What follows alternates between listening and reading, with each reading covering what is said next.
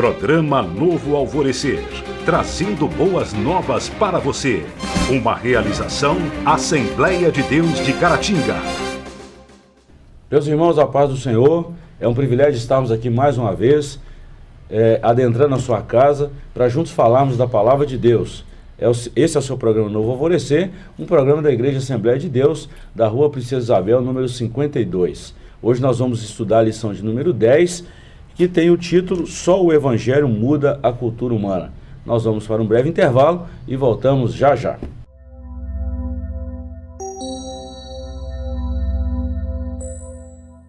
Hoje nós vamos estudar a lição de número 10, conforme falamos anteriormente, Só o Evangelho Muda a Cultura Humana. Nosso texto áureo está na primeira carta de Paulo aos Tessalonicenses, capítulo 1, versículo 9. Porque eles mesmos anunciam de nós qual a entrada que tivemos para convosco, e como dos ídolos vos convertestes a Deus, para servir ao Deus vivo e verdadeiro. Verdade prática. Em consequência do pecado, não há culturas inocentes nem inofensivas, mas todas elas podem ser transformadas pelo Evangelho de Cristo. A nossa leitura bíblica em classe está na carta de Paulo aos Tessalonicenses, capítulo 1, versículos de 1 a 10. O professor Joás está conosco mais uma vez, muito obrigado pela participação. E hoje nós vamos trabalhar uma lição muito importante para o nosso elevo espiritual. Quando nós falamos que só o Evangelho pode mudar qualquer cultura e transformar, nós estamos falando da mensagem biblicamente cristã. E é o ponto de partida nosso dessa, vamos dizer assim, da conclusão desse trimestre da nossa lição, quando nós estamos falando da antropologia bíblica. Até aqui a gente veio estudando os primeiros capítulos de Gênesis, né? Sim. Parece que foi só até aqui, né? A 10 a 11, essas lições aí para frente, nós vamos falar mais de salvação, de redenção, né? Do plano, o que vem depois, né? Daquela queda, né? Pós-queda, né? A gente vai falar de redenção propriamente, né? E para falar disso, tem que ter essa introdução sobre o que é cultura, né? Sobre como a cultura pode ser mudada, como ela funciona, né? E é isso que a gente vai falar hoje.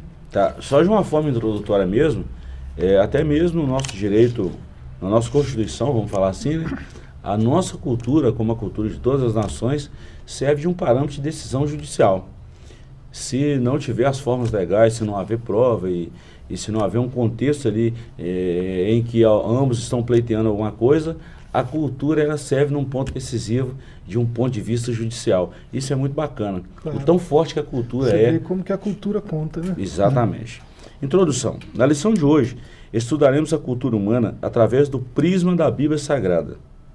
Nosso intento é mostrar que nenhuma cultura pode ser tida como neutra ou inofensiva, porque todas elas acham-se contaminadas pelo pecado de Adão. Em seguida, veremos que a cultura humana tornou-se o abrigo natural do homicídio, do sexo depravado, da usura e da rebelião contra Deus. Mas a boa notícia é que o Evangelho de Cristo pode transformar qualquer cultura. Bacana demais. Né? Isso é muito bom quando a gente fala, você citou muito bem, dos 11 primeiros capítulos de Gênesis, que fala da criação, da queda, da degradação, do dilúvio, da civilização pós-diluviana, né? E depois nós vemos de novo esse homem indo de mal a pior, e vemos a construção da Torre de Babel, e daí para frente nós vamos ver a chamada de Abraão lá no capítulo 12 de Gênesis, e passa então a diversificar essas culturas, e o tanto que o pecado influenciou essas culturas, mas nós vemos também, de antemão, antes da fundação do mundo, né, um plano de Deus para intervir nessa história humana. Isso é fantástico, né? Bacana que o homem fez de tudo, depois de pecar, ele fez de tudo para se distanciar de Deus. A gente vê isso nas narrativas de Babel mesmo, e Sim. Depois do dilúvio. Você vê o homem tentando, assim, com suas próprias forças, se distanciar de Deus cada vez mais, ser mais independente, ser autossuficiente, né? Buscando essas coisas, né?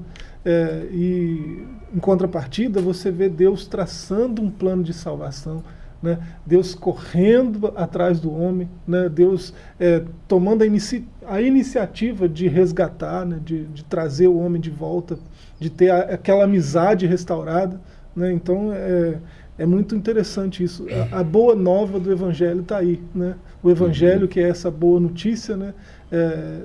Tem toda essa beleza, né? De Deus resgatando o homem para ser seu amigo de novo. Né? E interessante, professor, é que a força do Evangelho, né? O poder do Evangelho em transformar qualquer cultura, qualquer ser humano, muda qualquer coisa. E aqui nós não estamos falando de uma ideologia, por exemplo, igual nós estamos vendo essa discussão, nós estávamos comentando agora há pouco, né? De a religião tentar mudar uma cultura, como por exemplo a cultura indígena. O homem branco vai chegar na tribo indígena e vai mudar isso. Não é isso que nós estamos falando. Nós estamos falando de uma transformação. É tirar o homem do pecado e apontar a ele a graça salvadora de Cristo, a ponto desse homem ser salvo por Cristo. Isso. É essa a pregação do Evangelho que produz essa mudança radical em qualquer ser humano, em qualquer cultura. É sobre isso que nós estamos falando. Toda cultura tem elementos positivos e negativos, né? Sim. O Evangelho vem para transformar isso tudo. Sim. Né? Os positivos vão ficar mais positivos ainda e os negativos vão ser suprimidos, né? Vão equilibrar, pelo poder do Evangelho. Verdade, verdade. E que bom que todos pudessem entender dessa forma, né? Claro. E não de uma crítica que o Evangelho atrapalha ou que muda uma cultura. O Evangelho não veio para quebrar nenhuma cultura, o Evangelho veio para transformar. É diferente. A gente observa na história, né, que a verdade é que aonde o Evangelho chegou, a civilização, a sociedade, a cultura melhorou e muito. Né? Claro. E a gente tem dados científicos disso, de Claro. pesquisas, né? Estatísticas e tudo mais. Como, por exemplo, um lugar onde não tinha nenhuma igreja que não se pregava o Evangelho, que não tinha nenhum acesso à Bíblia Sagrada, quando o povo tem acesso à Bíblia e tem acesso às informações contidas nela, a gente vê uma mudança radical. Graças a Deus. E isso é muito bom. Então vamos lá, o que é a cultura? De acordo com a Bíblia Sagrada, o ser humano foi criado para fazer e produzir a cultura, a partir da criação divina. Nesse tópico veremos ainda a cultura dos gentios e a cultura do povo de Deus. O que é a cultura? É a forma, vamos dizer assim, é o modus vivendi de uma sociedade, grosso modo. Isso. É um conjunto de elementos, né, que estão presentes em qualquer sociedade, né, em qualquer civilização. Aí a gente está falando de crenças, de conhecimentos, de leis, né, de uma série de coisas, né, de costumes, né? hábitos, a própria religião, né, tudo são elementos culturais, né? Todas essas coisas, esse conjunto de pensamentos, de ideias, de coisas, de cultivos, né, fazem parte da cultura, porque se você olhar até etimologicamente, né, cultura traz essa ideia de campo, de cultivar, né, de colher.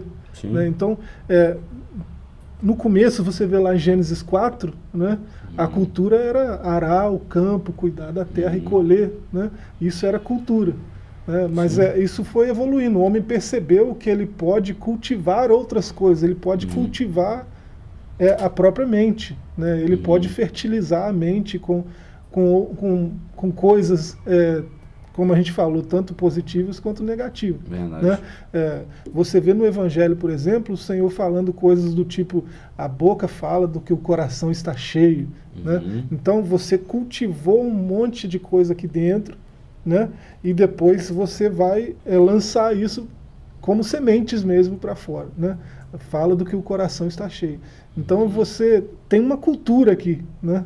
Então cultura deixou de ser essa coisa de cuidar do campo, de colher da terra, para cuidar da mente e colher da mente também. Né? E aí que está o perigo, né? Porque quando essa cultura ela é tendenciosa às coisas contrárias à Bíblia, aí o mal vai se avolumar. Foi o que aconteceu ali nos 11 primeiros capítulos de Gênesis. Né? Aí entra a graça salvadora de Deus através do Evangelho em Cristo, que quebra esse modo de pensar, esse modo de viver, esse modo de estar no dia a dia e muda o homem. É aí que entra a graça de Deus. A leitura bíblica aí, você vê o primeiro capítulo de 1 Tessalonicenses, né? Você já tem logo de cara no verso 3 uma ideia do que é a cultura. Né? Paulo está lembrando sem cessar da obra da vossa fé, né, dos Tessalonicenses, do trabalho, do amor e da paciência da esperança em nosso Senhor Jesus Cristo, diante de Deus o Pai. obra da fé, trabalho de amor, paciência, cultura. esperança, isso tudo é cultura. Né? Verdade. E eles tiveram a cultura deles transformada. Eles serviam a ídolos, eram pagãos, né? Tinham uma vida depravada, né? Os cidadãos de Tessalônica, e o Evangelho chegou, Cristo veio e mudou Totalmente, aquelas né? más condutas, né? E agora eles têm obras de amor, eles têm exemplo de fé, de prática, né? Eles são É a igreja a ser totalmente imitada, né? diferentes. É a igreja a ser imitada, uma cultura melhor. Isso é muito bom. Olha bem, nós falamos aí então desse ponto 1, a definição de cultura, já entramos nisso aí. Vamos no ponto 2, a cultura dos gentios. Depois a gente fala um pouquinho da cultura do povo de Deus. Por haverem perdido o verdadeiro conhecimento de Deus, que eles haviam transmitido ao patriarca Noé, logo após o dilúvio, os seres humanos passaram a adorar a criatura em lugar do Criador. E a partir daí, puseram-se a imaginar coisas vãs e soberbas. Hoje, a antropologia cultural vê como meros fenômenos sociológicos e culturais a prostituição, o homicídio, a corrupção e até mesmo o infanticídio. Então aqui nós vamos ver o que essa cultura, o que esse distanciamento de Deus provocou nesses homens e até mesmo o que isso foi impregnado na cultura. O que a Bíblia chama dos gentios, né? É bom a gente entender isso também. A que ponto chegamos, né? É tido como fenômenos sociológicos, fenômenos culturais, né? Coisas como prostituição, homicídio, infanticídio, né? O Brasil já tentou algumas vezes, né? Desde do governo Lula, né? Até recentemente, legalizar o aborto, por exemplo, né? Já tentou algumas vezes. Muitas vezes, né? Graças a Deus ainda não conseguiram do jeito que eles querem. Mas no Brasil, se uma mulher chegar em qualquer posto de saúde, em qualquer lugar, e chegar grávida e falar que foi estuprada, ela não precisa provar que foi estuprada, né? Porque leis passaram, né, nesse sentido, né, de o aborto ser uma coisa normal, um fenômeno social, cultural, é a parte da cultura, né? Esse discurso de que é um problema de saúde pública, né, é só uma desculpa para legalizar, né? Aqueles que pregam esse discurso, você vê dinheiro deles em clínicas de aborto assim, clandestinas, né? Você vê dinheiro deles nessas clínicas, para depois eles chegar e dizer, não, a gente precisa, isso é um problema de saúde pública, a gente precisa oferecer isso no SUS, né, no sistema nosso de saúde, para acabar com essas clínicas, porque lá a gente morre, lá, né? Como se uma mulher que abortasse ela tivesse uma vida totalmente normal depois disso. A gente sabe que não E a gente vê os problemas, tanto sociais como, vamos falar assim, psicológicos, um pós-aborto, alguma coisa assim. Isso a gente tem dados também. Você vê a que ponto nós chegamos com essa cultura depravada, né? Hoje há uma cultura de morte. Uma cultura de morte, né? Hoje a gente percebe o seguinte, o que é normal parece ser anormal diante dessa sociedade tão corrupta e perversa. Trágico. Né? Agora, falando um pouquinho da cultura do povo de Deus, a gente encerra esse primeiro bloco aqui. A visão do povo de Deus quanto à cultura tem como fundamento a Bíblia Sagrada, a inspirada, inerrante e completa palavra de Deus. Por essa razão, tudo quanto fazemos tem como base esta proposição: a terra é do Senhor. Então nós vamos ver o seguinte, há uma diferença muito grande. A nossa vida, por exemplo, precisa ser pautada segundo a palavra de Deus. Porque nós conhecemos a palavra e sabemos o poder que a palavra transforma. Agora nós não vivemos mais daquela forma que vivíamos antes. É aí que está a grande diferença, né? É o poder do Evangelho. Qualquer um de nós pode fazer qualquer coisa. Paulo falou, todas as coisas me são lícitas, mas nem todas me convêm. Ou seja, eu posso fazer tudo que eu quiser, sabendo que a consequência virá. Então aqui a gente já passa a ter um crivo bem analítico, assim, o que eu posso e o que eu não posso. Ou seja, a gente vai ver a influência da palavra de Deus nas nossas decisões e o que isso vai repercutir no nosso futuro. Paulo é extraordinário, né? Ele fala que tudo é lícito, mas nem tudo me convém, porque ele está numa cultura diferente. Exato. Ele está num mundo que tem uma cultura, mas ele faz parte de uma outra cultura, que é a cultura do reino. Verdade. Né? Porque o reino de Deus já chegou, já veio, né? E ele se manifesta na igreja. Né? Para a igreja, o que vale é isso aí, Salmo 24, né? Do Senhor é a terra, a sua plenitude, o mundo e aqueles que nele habitam. O rei já reina. Né? Por enquanto, o território do seu reino é a igreja. Sim. Então é uma cultura diferente de todas as outras. E por falar em cultura, nós estamos fechando aqui já. Olha que coisa interessante. Paulo era um judeu, estava pregando entre os gentios, mas tinha uma cultura mudada pelo evangelho. Então ele tinha a cultura judaica, nascida no judaísmo, também estava pregando para os atenienses, para o mundo grego da sua época, que era uma cultura totalmente diferente da sua, mas também estava impregnado pela cultura bíblica. Olha que coisa, que cenário bacana. É um exemplo, né? E tanto, né? Ele chegou a se queixar algumas vezes, né? Ele chegou a se queixar de ser assim, não ser tão bem aceito, né? Nem entre os judeus e nem entre os gentios, né? Ele não está à vontade entre os judeus e não está à vontade entre os gentios. Exatamente porque ele está numa outra cultura. Verdade. Né? Então, e bem avançado, tem judeu perseguindo ele, tem gentio perseguindo ele, né? Ele está num reino à parte. Mas o bacana é que o evangelho que ele pregou incomodava, inquietava os demônios, e assim, a gente vê o resultado disso aí. Surtiu, o efeito. Jesus. Né? A gente vê o efeito. Nós vamos para um breve intervalo e voltamos já já. Não saia daí. A lição é essa que você está vendo e é de suma importância para os nossos dias atuais. Nos aguarde que voltaremos em breve.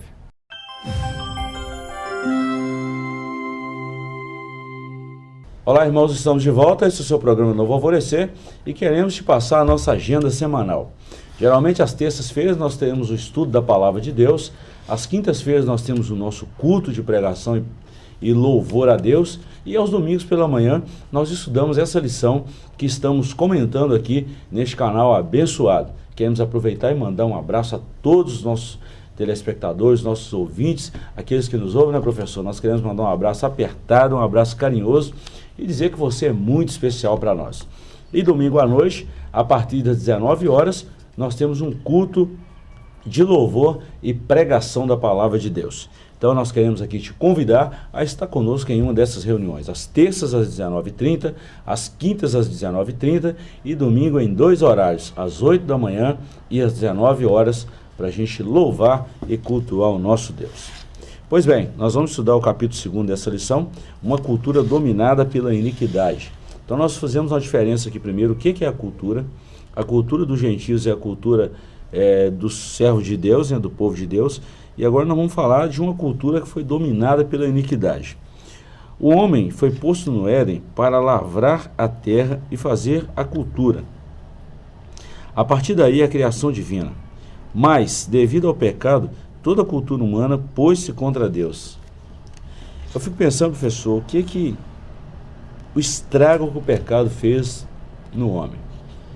De colocar-se frontalmente contra Deus, né? Você vê que coisa terrível. Aquele episódio lá de Babel, né? Um exemplo claro, né? A ideia deles, né? Eles sabiam, claro, da ordem de Deus a Adão, né? De frutificar, encher a terra, se espalhar pela terra toda, né? Mas eles se concentraram num lugarzinho só, né? E disseram, não, para que a gente vai se espalhar pela terra toda? Vamos ficar aqui. Né? Vamos erguer essa torre aqui, vamos trazer todo mundo para cá, né? Assim, pra que sair? É claro que o objetivo é contrário ao que Deus quer, né? Eles estão maquinando contra como desfazer o que Deus mandou fazer, né? Eles estão maquinando contra o próprio Deus, né? Então o pecado ele fez esse estrago na cultura. De acordo com a gente vê, de repente os nossos ouvintes devem estar pensando assim, mas como é que Deus vê essa situação? Como é que essa situação hoje, o pecado avolumou na sociedade da forma que está? Mas biblicamente a gente vê, na nossa linha teológica, no nosso ensino teológico, a gente vê o período das dispensações. Então são uma série de dispensações e tem um período determinado por Deus em cada uma delas. Ou seja, tudo aquilo que o homem semear, isso ele vai colher. Então vai chegar o período também dessa sociedade perversa colher o que está plantando. E é trágico isso. Você vê, nós estamos falando de cultura, né? E é bom lembrar, o que o pastor está lembrando, né? De Deus não se zomba. Sim. Né? Tudo que o homem plantar, isso também vai colher. Verdade. Né? Isso é bíblico e tem a ver com cultura. Né? Verdade. cultivar, plantar, né, e colher, né? Isso Sim, tem a ver, sim. isso tudo é cultura, Verdade. isso tudo é cultura. Então a gente tem que ter cuidado com o que a gente fala, com o que a gente pensa, né, com o que a Verdade. gente lê, com o que a gente absorve, né, com o que a gente planta, Verdade. né, porque isso vai ser, Vai gerar um vai fruto, refletir depois Vai gerar na um- sociedade, na cultura, né? Verdade. Ó, nós vamos falar em 3 tópicos aqui então. A cultura original. Se a terra é do Senhor, todos deveriam saber que nesse mundo não passamos de servo de Deus. Logo, tudo quanto produzimos deveria ser um reflexo da glória do Criador. Bom, a cultura original deveria ser essa. Já falamos, enfatizamos bem aqui no Gênesis, né? O propósito de Deus para o homem era exatamente esse. Mas por causa do pecado a gente vê que isso foi deteriorado. Isso passa então da cultura do homicídio, que é esse segundo ponto aí. Olha que coisa. Como resultado da apostasia de Adão, ou seja, o reflexo de Adão do pecado, o homicídio é rapidamente incorporado à cultura humana. Até então não tinha isso. Haja vista que Lameque, para celebrar a morte de 2 homens, escreveu um poema. Está lá em Gênesis 4:23, né? Os heróis daquele tempo eram os vilões que se davam à opressão e à matança. Então a primeira coisa que aconteceu aí depois quando caiu foi exatamente o homicídio. Você vê, tem culturas, né, mundo afora, que celebram a maldade, né, a vilania. Né? Tem culturas que quanto pior o sujeito, né, Melhor, né? mais ele é Mais exaltado. status, né? A gente olha para algumas figuras no Brasil, a gente percebe isso também aqui, por aqui. Né? Precisa ir longe, mas deixa quieto.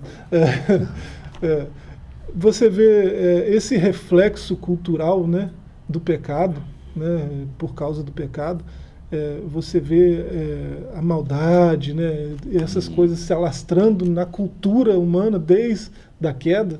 Né, você vê que a única solução mesmo é o Evangelho, é Cristo. O Evangelho né? veio para corrigir essa deficiência. O Evangelho responde perguntas que a gente se faz há milênios. Né? Eu gosto muito de 1 Coríntios 10, né?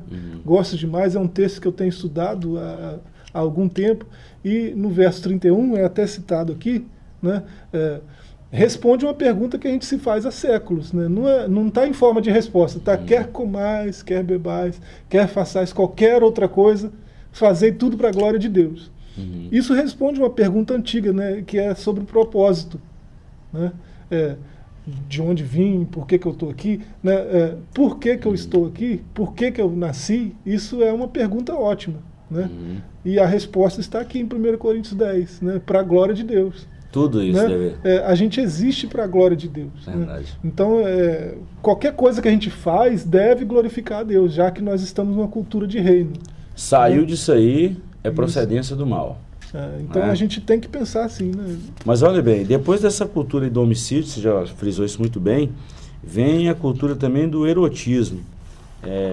Isso é outra coisa terrível também. O erotismo também impregnou rapidamente a cultura humana. O casamento foi logo banalizado. A fraqueza moral iniciada pelo homicida Lameque fez-se cultura. A promiscuidade precisou apenas de um exemplo a fim de espalhar-se.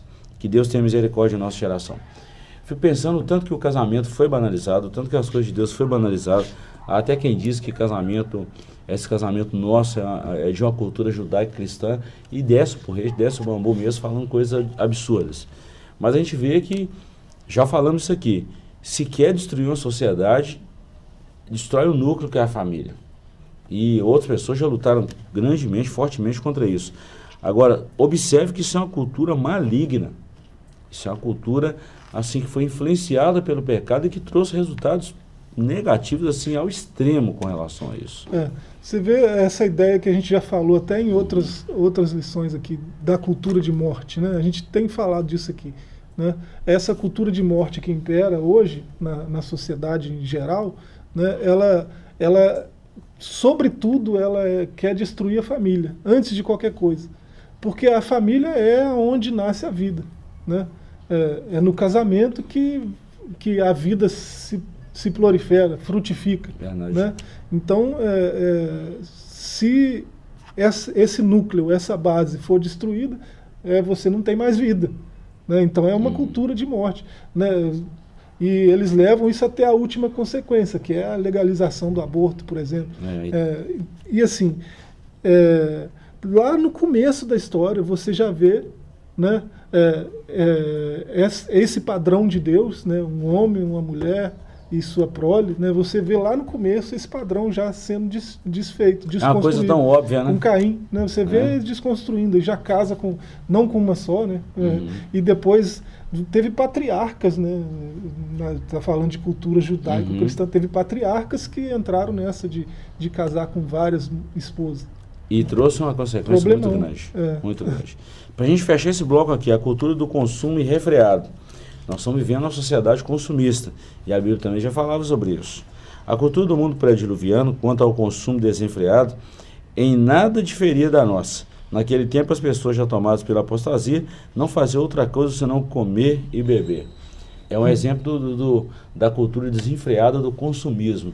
E hoje nós estamos vivendo esse problemão na sociedade, né? Com esse marketing avançado que tem, com tantas propagandas assim, impulsivas que levam as pessoas às compras desenfreadas e depois um descrédito na sociedade. Então nós estamos vendo tudo isso aí. E tudo isso foi fruto do pecado também. Ah, peraí, comprar é fruto do pecado? Não, não estamos dizendo isso. Nós estamos falando que um descontrole nessa parte pode trazer uma consequência que é um problema cultural também. Esse consumo, né, comprar por comprar, é pecado. Aqueles que estão nos ouvindo, né, nos assistindo, você pode conferir na sua Bíblia, Isaías 55, né, o verso 2. Né? Você gasta com aquilo que não satisfaz, né? Não traz satisfação para você, não tá para matar sua fome, não tá para cobrir sua nudez, é gastar por gastar, né? Isso não faz sentido, né? Você gastar com um monte de coisa que você nunca vai usar, que nunca vai suprir necessidade. E tantas outras pessoas precisando, né? E muitas vezes a gente segura. Isso é uma cultura que também precisa ser corrigida. E só o Evangelho conserta isso. Claro. Porque a Bíblia fala, é melhor ter para dar do que receber. Isso nós estamos falando de quê? Se a gente tem sobra, vamos compartilhar com o irmão que precisa. Claro. Vivemos isso aí nesse período das chuvas fortes aí, que precisa ser repensada essa cultura nossa aí. Nós vamos dar uma pequena pausa e voltamos já já. Não saia daí que nós vamos falar do terceiro e último bloco da nossa lição da Escola Bíblica Dominical. Voltamos já já.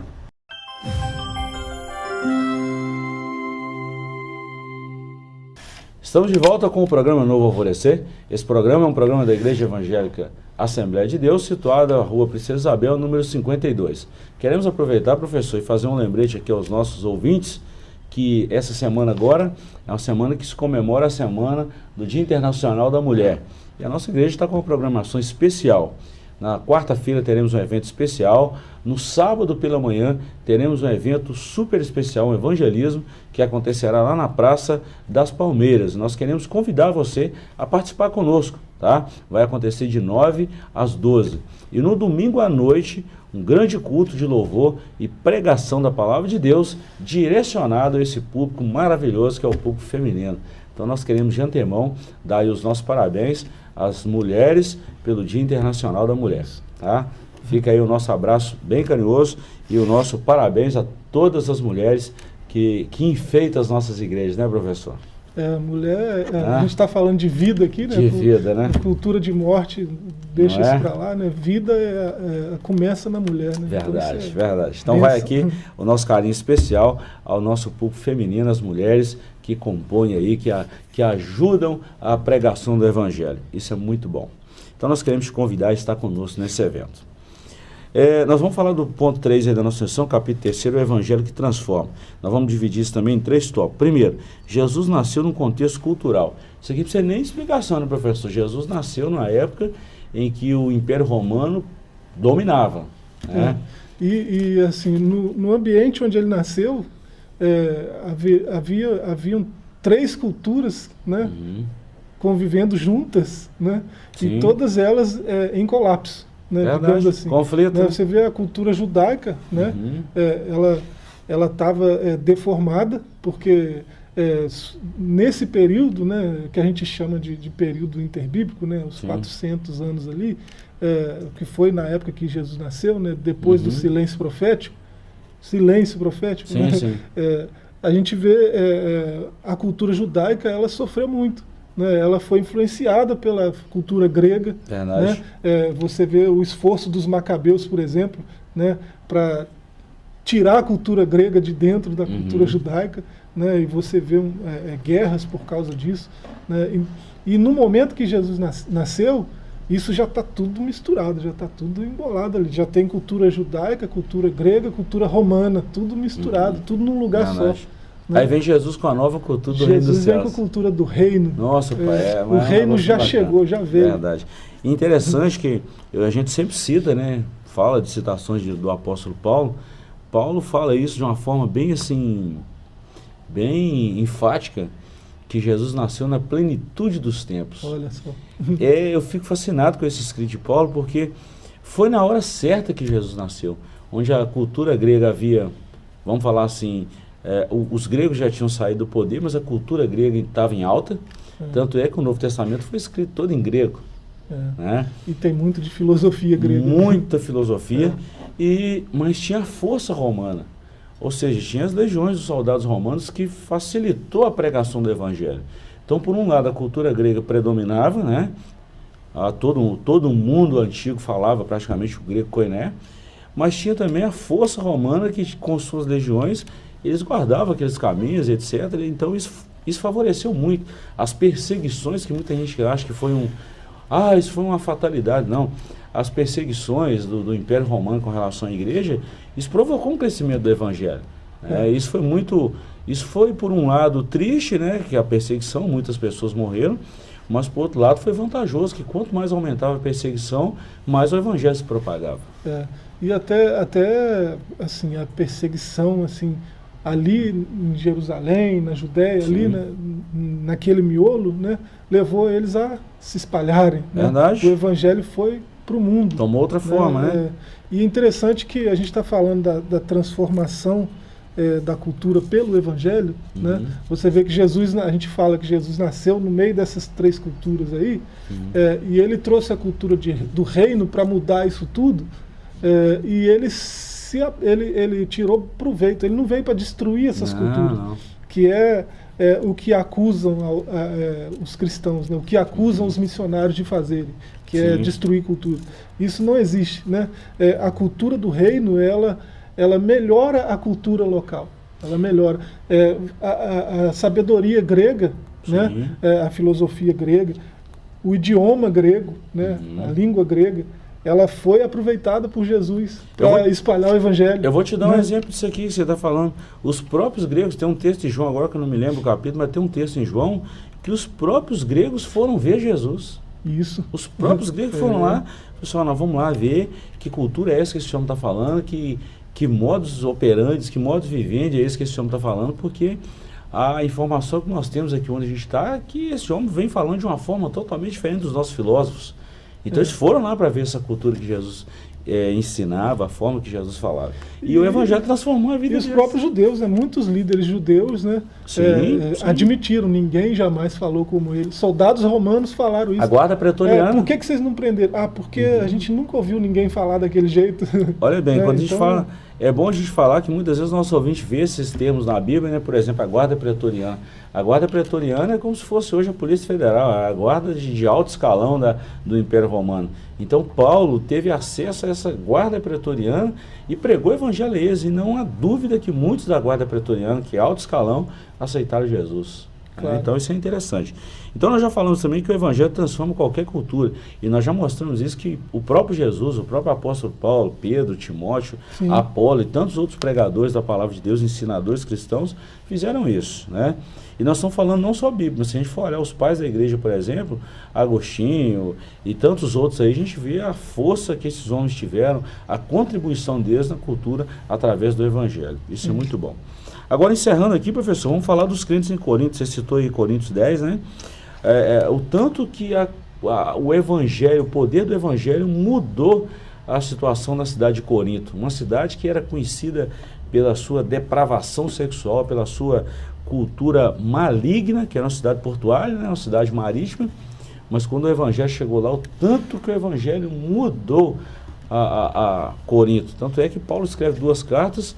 Olha bem, sobre o casamento, Paulo fala aos irmãos em Corinto.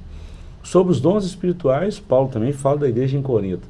Sobre a excelência do amor, Paulo fala também em Coríntios. Sobre a volta de Jesus, ele também fala. Sobre a instituição da ceia, Tremendo. ele fala. Então, assim, olha que fantástico o tempo, tanto que essa nação, né? Essa cidade foi mudada pelo Evangelho. Paulo é até confundido com Renato Russo por alguns, né? Mas foi Paulo, a excelência do amor ali. Verdade. Foi Paulo falando. E olha só, ele diz que a igreja de Corinto tinha todos os dons. Todos. Né? Antes tinha tudo que é coisa ruim, né? Tinha práticas terríveis. E agora tem todos os dons do Espírito. Né? Tem ciência, tem sabedoria, tem amor, tem tudo. Né? E assim, é um exemplo e tanto a igreja de Corinto. E você vê a força do Evangelho, né? A força transformadora do Evangelho, você consegue ver isso nitidamente na igreja de Corinto. Né? Verdade. Segundo os historiadores, a gente está encerrando aqui, a deusa Diana, né? Lá na cidade de Atenas, em Corinto e tudo mais, os cultos pagãos eram cultos de sexo explícito, ao ar livre. Os historiadores nos falam isso. E assim, a gente vê o quanto que essa igreja foi mudada. E olha o que Paulo fala, onde abundou o pecado, superabundou a graça. A graça de Deus através do Evangelho. Lindo demais. Isso é maravilhoso. Isso é maravilhoso. Então nós estamos vendo aí que a cultura, na nossa conclusão, é que a cultura atual em nada difere da prediluviana. No entanto, podemos influenciá-la através da pregação do Evangelho, se levarmos a sério a promessa de Atos 1:8. Então nós vamos terminar dizendo aquele versículo que Paulo falou aos Coríntios, capítulo 1, versículo 18. Né, que o Evangelho de Deus é loucura para os que perecem, mas para nós que somos salvos é o poder de Deus. Ou seja, nós vamos ver a força do Evangelho em transformar a cultura, transformar as pessoas e fazer desse homem uma nova criatura. Isso. Amém. Isso é muito bom. Deus abençoe você. Queremos agradecer por essa oportunidade que você nos deu de adentrar na sua casa e te esperamos no próximo programa. Um forte abraço e nos acompanhe nas nossas mídias sociais, tá bom? Lá no nosso canal no YouTube, a DEC Oficial, na nossa página no Facebook e também no Instagram. Deus te abençoe, um forte abraço e até a próxima oportunidade. Programa Novo Alvorecer, trazendo boas novas para você. Uma realização Assembleia de Deus de Caratinga.